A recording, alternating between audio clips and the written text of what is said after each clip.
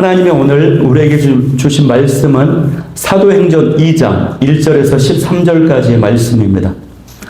사도행전 2장 1절에서 13절까지의 말씀을 제가 한 절, 여러분이 한 절 교독하도록 하겠습니다.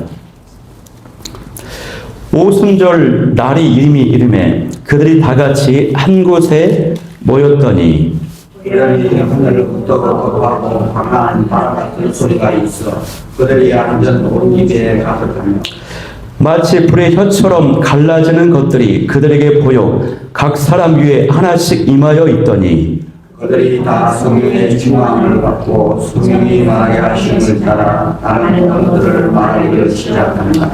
그때에 경건한 유대인들이 천하 각국으로부터 와서 예루살렘에 머물러 있더니 이 소리가 나며 그들 우리가 모여 각각 자기의 방언으로 제자들이 말하는 것을 듣고 소원하며 다 놀라 신기하게 여겨 이르되 보라 이 말하는 사람이 다 갈릴리 사람이 아니냐. 우리가 우리 각 사람이 양도 방언을 듣게 된 것이 어찌 되느냐. 우리는 바데인과 메데인과 엘람인과 또 메소포타미아 유대와 갑바도교야 본도와 아시아 루시아야 밤빌리아 예고가 우리에 가까운 리비아 여러 지방에 사는 사람들과 로마로부터 온 남의 곧 유대인과 유대교에 들어온 사람들과 그레데인과 아라비아인들이라 우리가 다 우리의 각 언어로 하나님의 큰 일을 말함을 듣는도다 하고 다 놀라며 감탄하여 서로 이르되 이 어찌 된 일이냐 하며 함께 읽겠습니다. 또 어떤 이들은 조롱하여 이르되 그들이 새 술에 취하였다 하더라. 아멘. 네, 감사합니다. 성령이여 임하소서, 성령이여 임하소서라는 제목을 가지고 오늘 말씀을 나누도록 하겠습니다. 네, 유머 하나 하고 가겠습니다. 대전에 있는 충남대학교와 카이스트, 즉 한국과학기술원은 가까이 붙어 있다고 합니다. 하루는 충남대학교 학생과 카이스트 과학기술원 학생이 같은 버스를 탔습니다. 어느 할머니 앞에 이 두 학생이 서서 가는데 할머니가 이제 물었습니다. 학상 어디 댕기는겨? 네, 충남대 다니는데요. 아이고, 학상은 공부를 잘하는구만. 그리고 그러자 카이스트 다니는 옆에 있던 과학기술원생이 약간 목소리에 힘을 주어 말했습니다. 그 옆에 있는 학생에게도 물었습니다. 그럼 학생은 어디 다녀? 그랬더니 과학기술원 다니는 학생이 힘을 주어서 자랑스럽게 말했습니다. 예, 카이스트에 다닙니다. 응? 카이스트가 뭔디? 예, 과학기술원입니다. 그 말을 들은 할머니 약간 얼굴을 찌푸리면서 그래요? 공부 못하면 기술이라도 배워야지. 열심히 쉬어. 네. 네, 오늘부터는 이제 복음서 말씀이 끝나고요. 이제 사도행전 말씀으로 넘어왔습니다. 오늘은 이제 중간중간 PPT도 나올 겁니다. 중요한 대목들은 네, 점점 발전하고 있습니다. 네. 그래서 이 사도행전이 말씀을 우리가 처음 나누는 만큼 이제 어떤 책인지를 살펴봐야 됩니다. 여러분, 사도행전은 누가 썼습니까? 네, 누가가 썼습니다. 누가가 썼어요. 누가는요, 사도 바울이 정말 사랑했던 동역자였습니다. 직업은 의사입니다. 그런데 그는 이 누가복음과 사도행전이라고 하는 최고의 걸작품을 남긴 인물이에요. 그렇게 이 두 성경책이요, 신약 성경의 전체 4분의 1에 해당하는 비중을 차지하면서도 자신의 이름을 한 번도 언급하지 않습니다. 의사라는 실력을 갖추고 있었고 성경에 종통한 실력을 가지고 있었고요. 나름 사회적인 위치도 있었어요. 그런데 연약하고 병든 자에게 그렇게 헌신적이고 겸손한 사람입니다. 그런데 이 누가가요, 누구에게 이 편지를 씁니까? 자신과 친했던 데오빌로라고 하는 인물을 위해서 이 책 두 권을 쓰는 것입니다. 데오빌로를 위해서 쓴 책이 두 권인데 첫 번째 책이 누가복음이고 그 다음 책이 이제 사도행전인 것이에요. 첫 번째 책에 누가복음에는요, 예수님이 이 땅에 오셔서 무슨 일을 행하셨는가라고 하는 그 내용이 들어있습니다.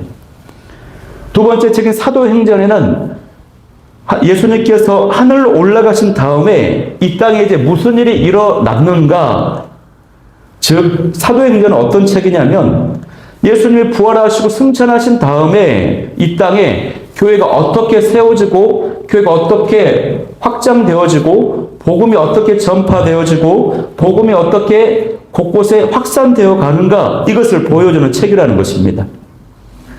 데오빌로라고 하는 한 영혼이요, 예수님에 대해서 알고자 하는 마음이 있었어요. 갈급함이 있었어요.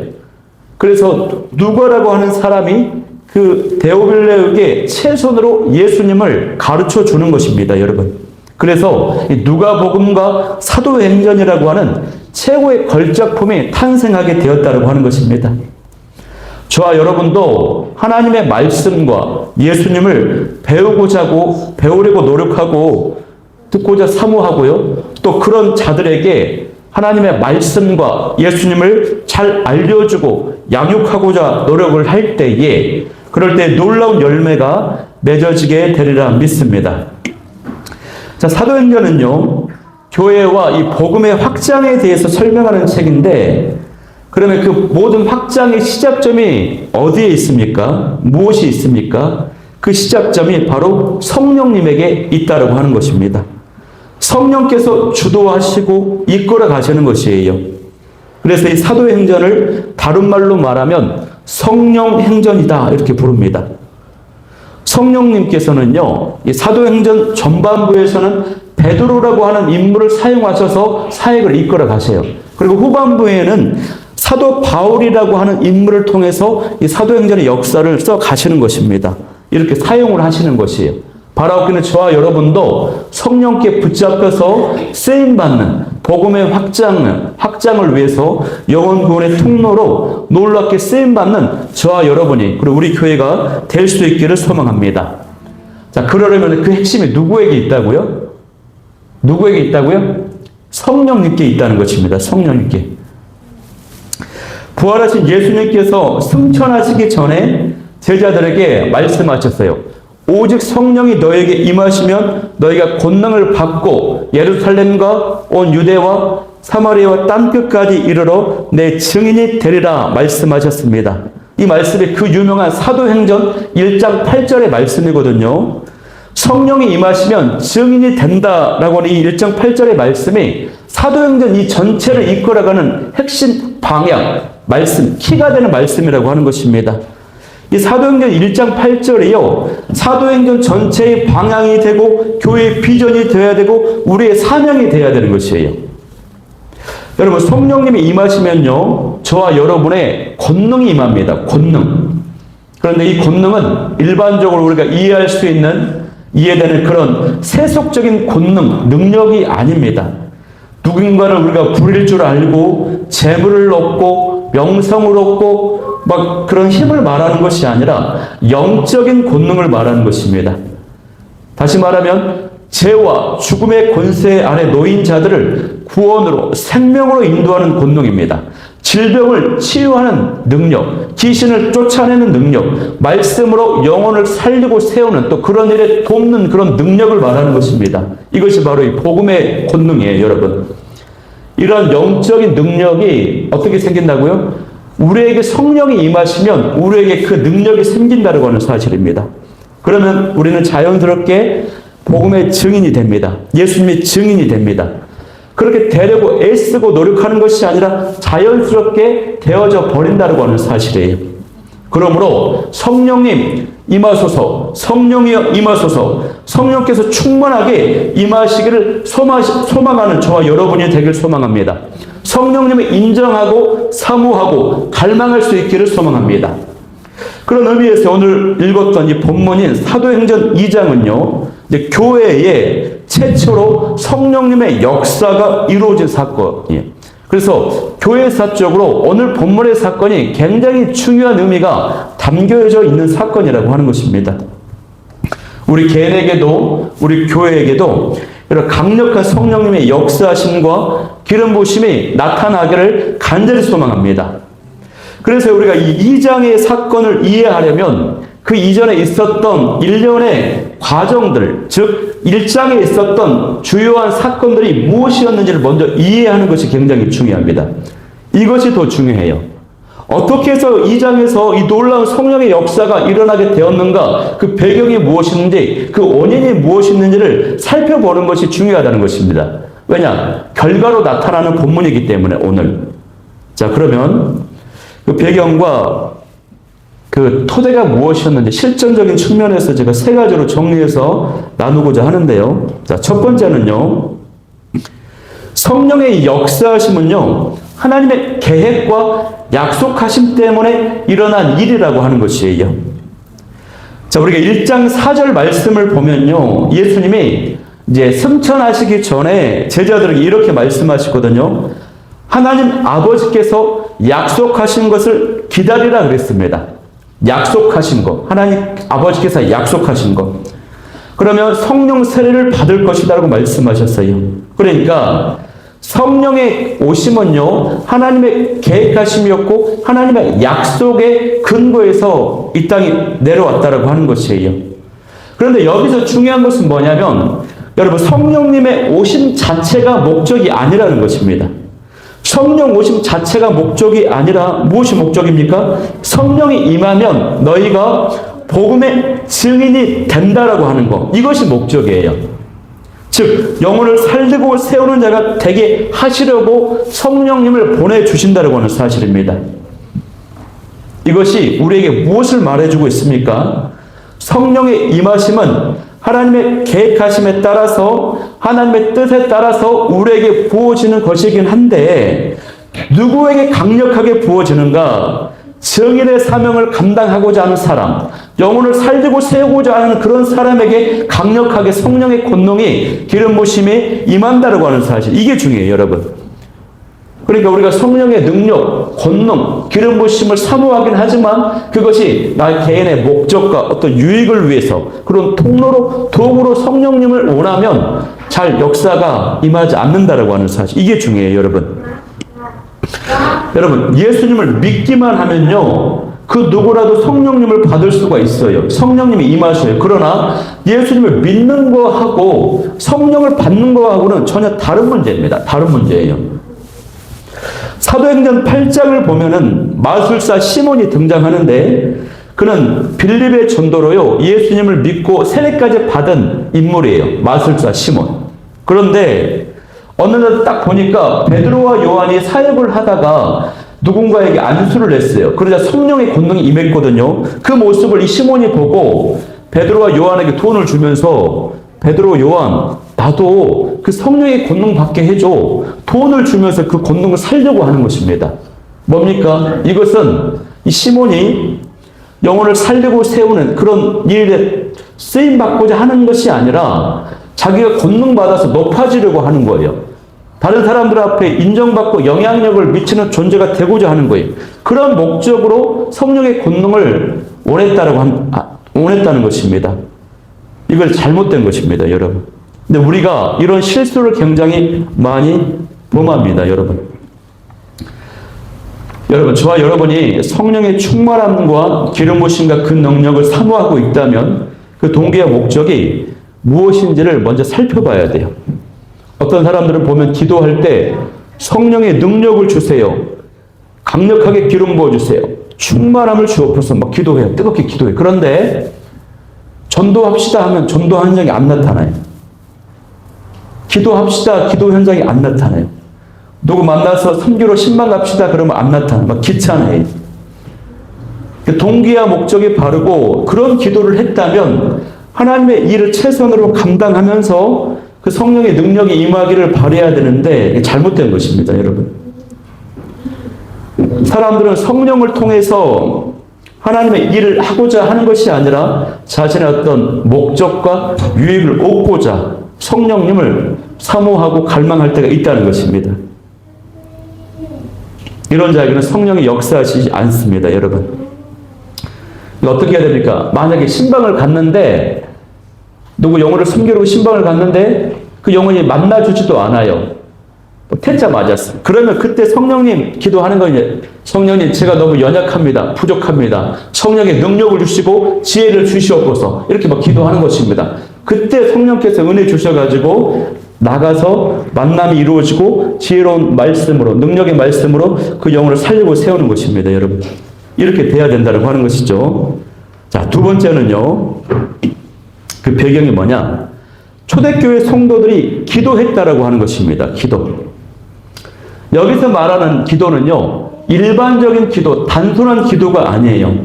제가 기도했다라고 했을 때 단순하게 표현했지만 사도행전 1장 전체의 그 행간들을 살펴보면 이 초대교회 공동체가 했던 그 기도는 어떤 기도였냐면요, 목숨의 위협 속에서 드리는 헌신의 기도였습니다.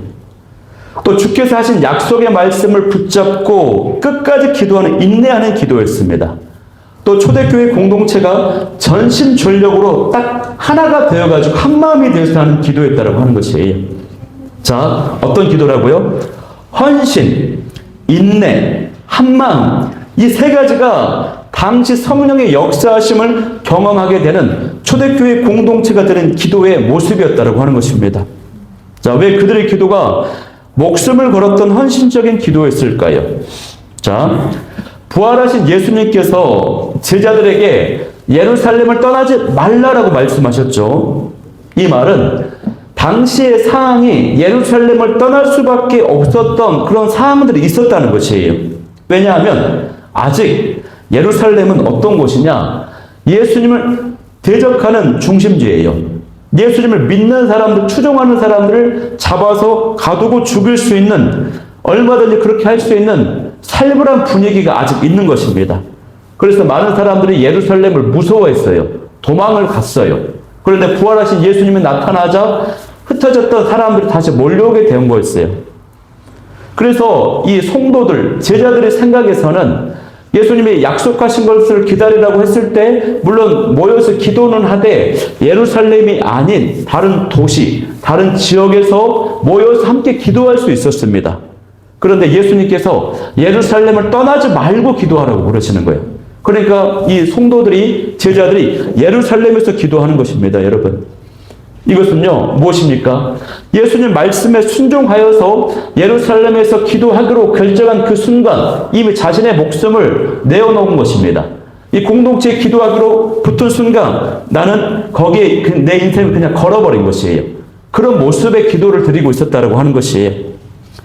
또 이들의 기도가 약속의 말씀을 끝까지 인내하는 기도였던 이유는요, 성령의 역사하심과 그 기름 부심이 기도를 시작하고 나서 딱 10일째 되는 날에 임하여 그 초대교회 공동체에 예수님이 부활하셔서 40일 동안 많은 사람들에게 나타내 보여주셨어요. 40일이 지나고 이제 승천하십니다. 그때부터 10일 동안 마가 다락방에서 기도를 했어요. 120명의 성도들이. 그런데 예수님께서 그 말씀을 하실 때 정확한 날짜를 말하지 않으셨다고 하는 것입니다. 너희 뜨겁게 기도해. 대신에 3일 동안 기도하면 역사가 일어날 거야. 이렇게 말씀하지 않았어요. 7일 기도하면 일어날 거야. 그렇게 말하지 않았어요. 정확한 날짜를 말씀하지 않고 기도해라. 약속한 것을 기다리라. 기다리라는 것은 눈을 뜨고 하늘을 이제 멀뚱멀뚱 보라는 것이 아니라 기도하라는 것입니다. 기도. 언제 일어날지 모르는데 초대교회 성도들이요, 그 약속의 말씀을 믿고 인내하면서 기도했다라고 하는 것입니다. 하루, 이틀, 3일, 4일 이런 식으로 10일째 기도했어요. 그러면요, 하루하루 넘어가면서 포기하고 싶은 마음이 있었을까요? 없었을까요? 자리를 뜨고 싶은 마음, 그런 마음이 있었다는 것입니다. 그런데 초대교회 공동체가 포기하지 않습니다. 인내의 기도를 드렸다고 하는 것이에요. 그러면 또 이들이 인내할 수 있었던 이유가 뭐였을까요? 그것은요, 서로 한 마음이 되어서 서로 격려하고 응원했기 때문에 그래요.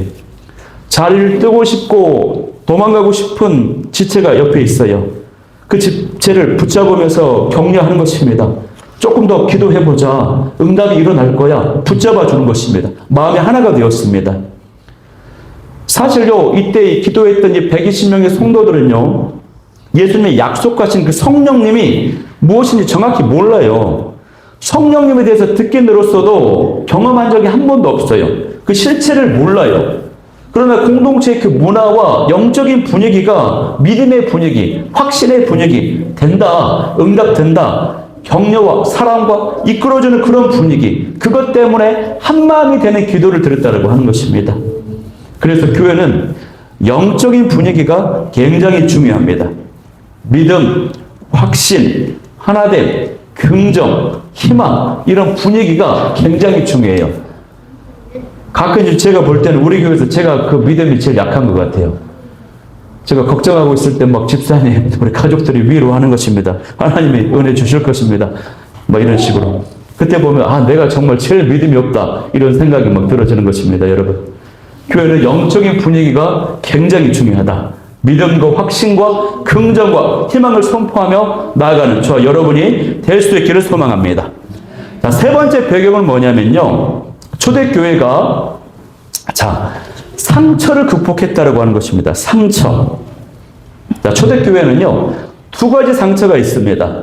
하나는 가룟 유다의 상처이고, 다른 하나는 베드로의 상처입니다. 120명의 성도들이 모여서 기도할 때에요, 15절을 보면, 1장 15절을 보면은 맨 먼저 베드로가 입을 열어서 말합니다. 즉, 당시의 공동체의 리더십이 베드로였다고 하는 것이에요. 그런데 이것은 당연한 일이 아닙니다. 왜 그렇습니까? 베드로가 어떻게 했어요? 예수님을 3번씩이나 부인했거든요.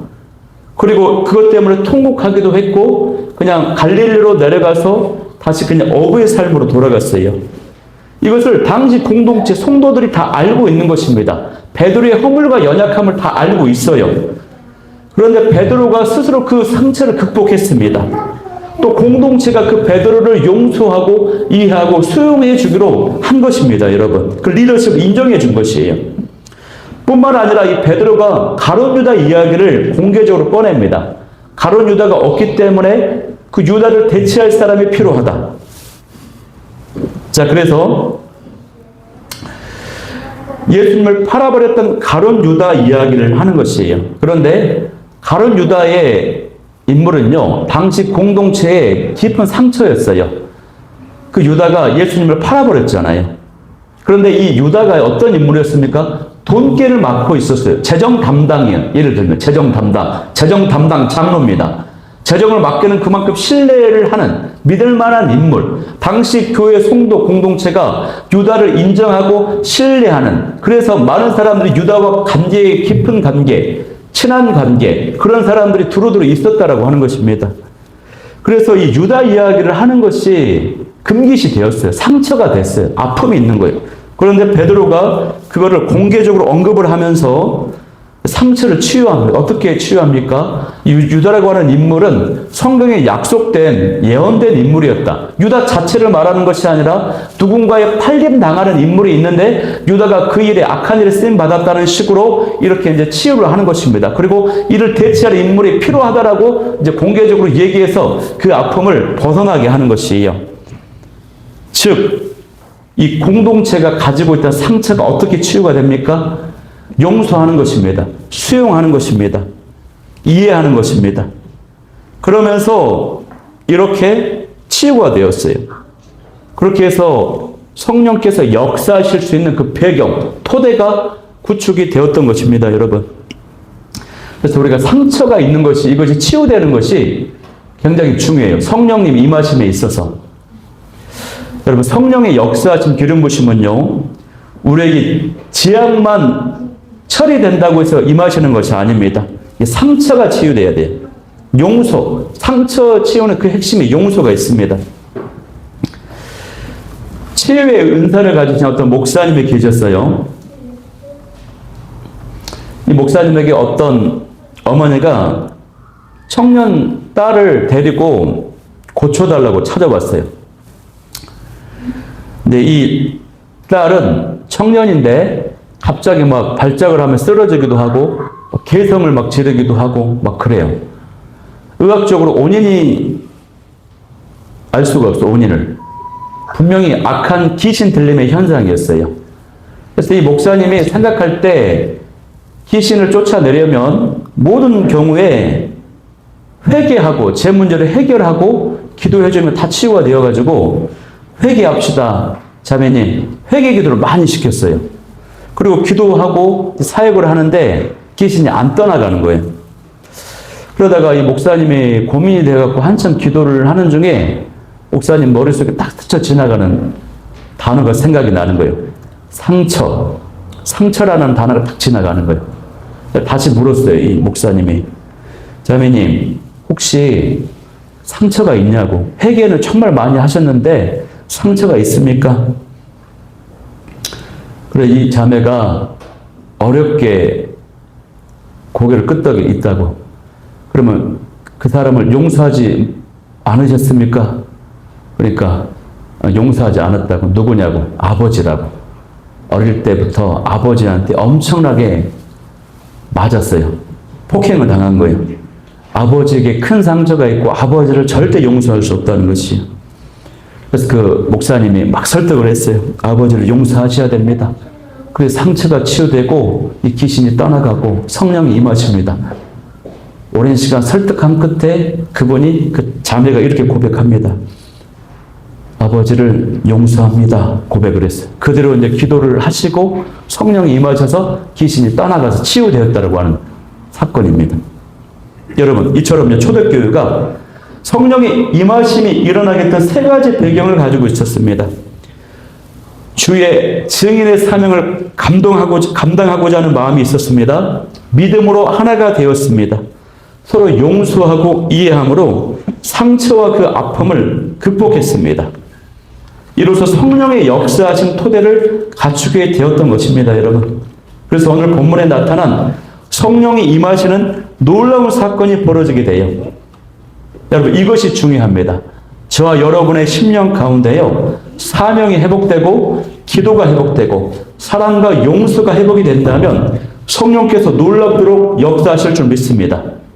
그래서 오늘 본문은요, 그 결과거든요. 그 말씀이에요. 자, 그러면 오늘 이제 본문에서 중요한 부분만 좀 살펴보고 말씀을 이제 마무리하겠는데요. 우리 2장 1절 말씀 한번 읽어볼까요? 2장 1절 말씀 시작. 오순절 날이 이미 이름에 그들이 다 같이 한 곳에 모여든. 읽고 있나요? 다시. 자, 2장 1절 소리가 안 들리네요. 자, 2장 1절 시작. 오순절 날이 이미 이름에 그들이 다 같이 한 곳에 모였더니. 아멘. 여러분, 오늘 중요한 부분만 몇 가지만 나누겠는데, 오늘 1절 말씀에 보면은 오순절 날이 이미 이르렀다고 되어 있습니다. 이때 성령의 강림 사건이 일어난 이 시기가 오순절이라고 하는 것은요, 우연이 아닙니다. 이 안에 영적인 의미가 이제 담겨져 있습니다. 예수님이 십자가에 달려 죽으신 날이 유월절입니다. 유월절. 그리고 유월절 날 이후에 50일째 되는 날에 이제 성령이 지금 임하시는 거예요. 오순절 날에. 자, 그런데 이 오순절, 이 날은요, 이스라엘 백성들이 유월절 출애굽을 한 다음에 50일째 되는 날이에요. 이때는 어떤 날이냐? 본격적인 곡식의 추수가 시작되는 날이 50일째 되는 날이라고 하는 것입니다. 즉, 무슨 의미입니까? 이제 성령의 역사심으로 말미암아 영혼 구원의 대추수가 이제 본격적으로 시작될 것이라고 하는 그 상징적인 의미가 여기 담겨 있는 것입니다. 또한 이스라엘 백성들이 출애굽을 한 이후에요, 50일째 되는 날 시내산에서 모세의 율법을 부여받았습니다. 옛 언약입니다. 율법을 받았거든요. 그런 것처럼 이제 성령께서 우리의 마음에 말씀을 새기고 깨닫게 하시는 새 언약의 말씀이 시작이 되었다고 하는 뜻이 여기 담겨져 있는 것이에요. 성령 강림이라고 하는 새 언약이 우리에게 시작이 되었다고 하는 것입니다.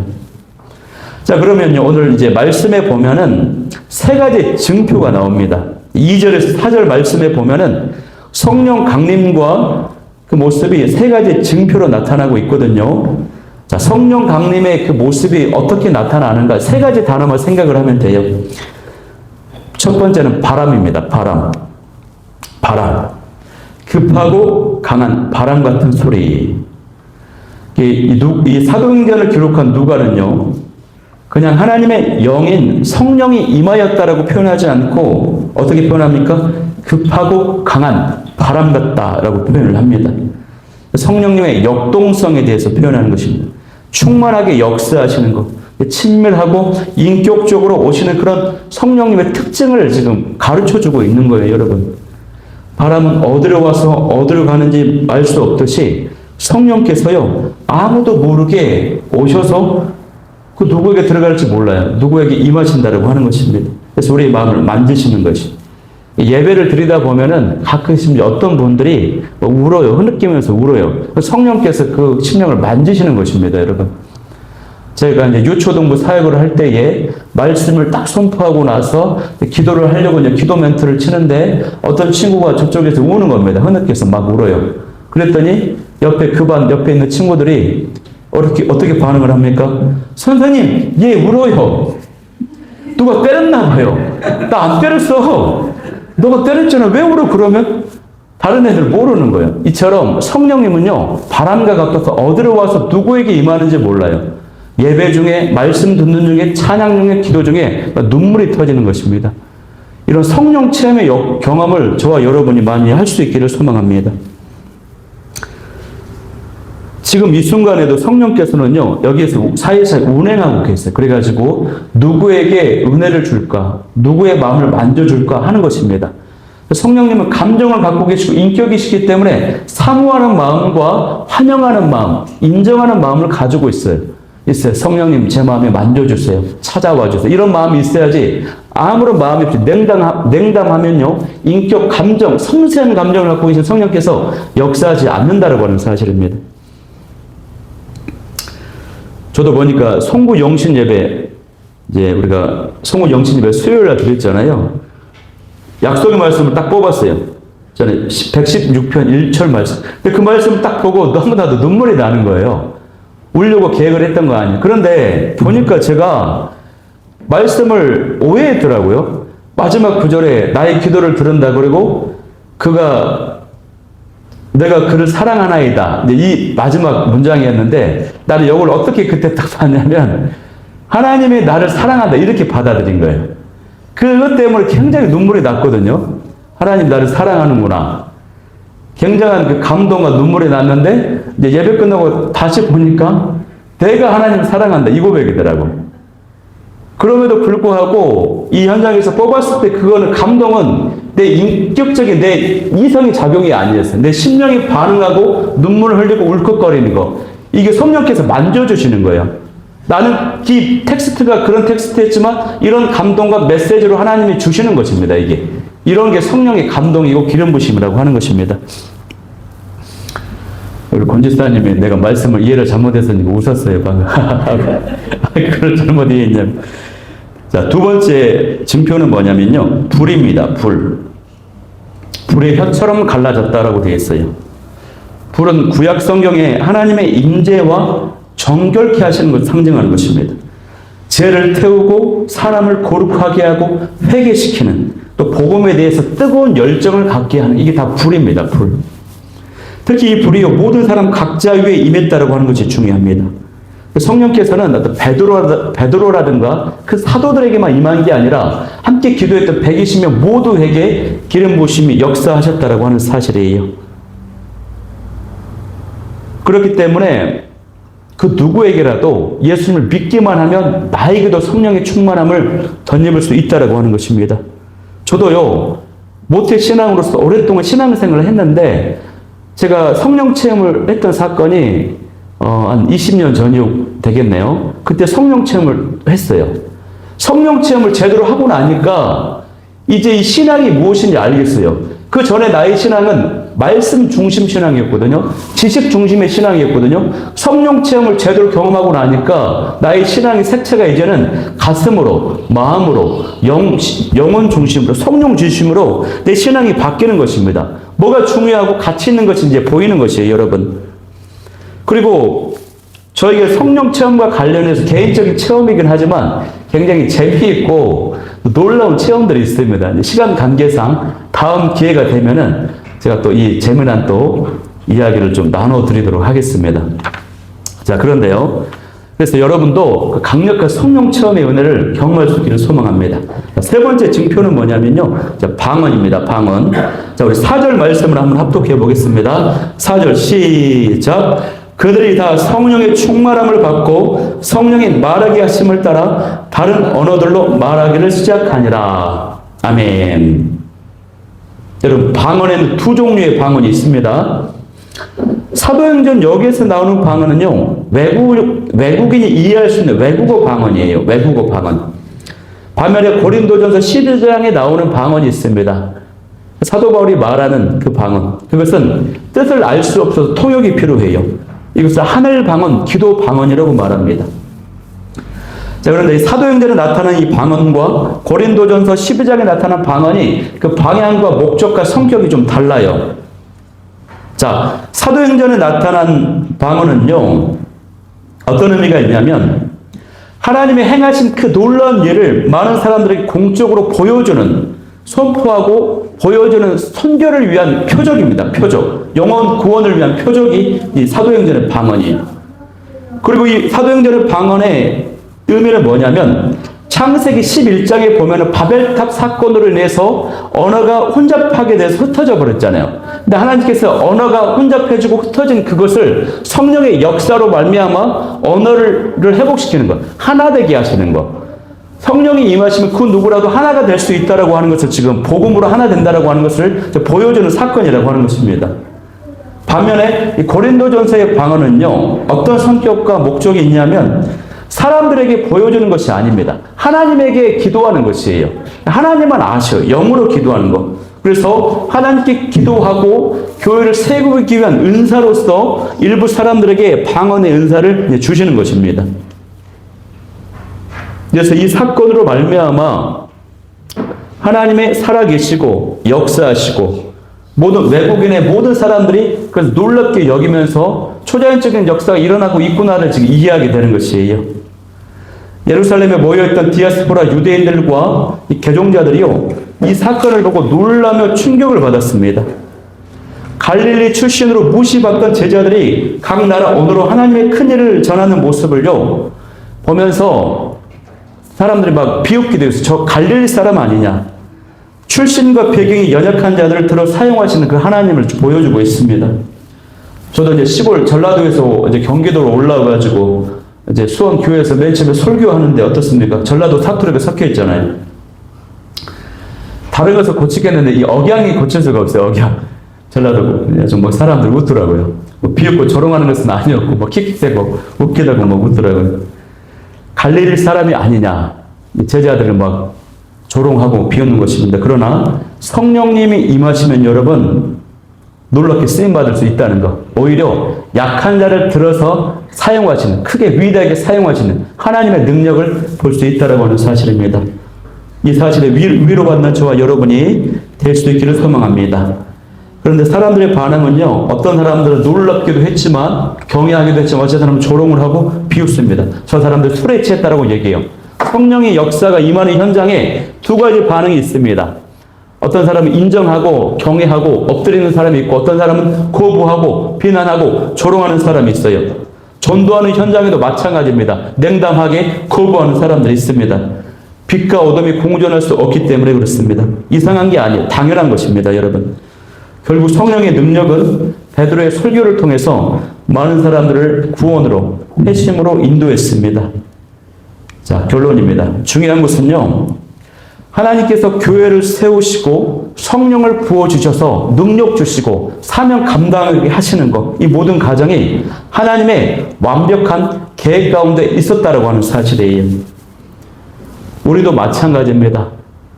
저와 여러분을 교회로 이곳에 세우시고 이 시간 예배드리게 하시고 나아가게 하시는 것, 이 모든 것이 하나님의 완벽한 계획 가운데 있다라고 하는 사실. 그러므로 우리도 성령의 능력받고 사명을 잘 감당할 수 있는 저 여러분이 다 될 수 있기를 간절히 소망합니다. 기도 제목입니다. 첫 번째, 사명이 회복되고 기도가 회복되고 용서와 사랑이 회복되게 도와주옵소서. 두 번째는 성령의 증표인 바람과 불과 방언의 증표를 나에게도 허락하여 주옵소서. 세 번째는 성령이요 이 시간 나에게 충만하게 임하여 주옵소서. 이 기도 제목 가지고 찬양하며 나아가도록 하겠습니다. 왕이신 나의 하나님 찬양하며 나아갑니다.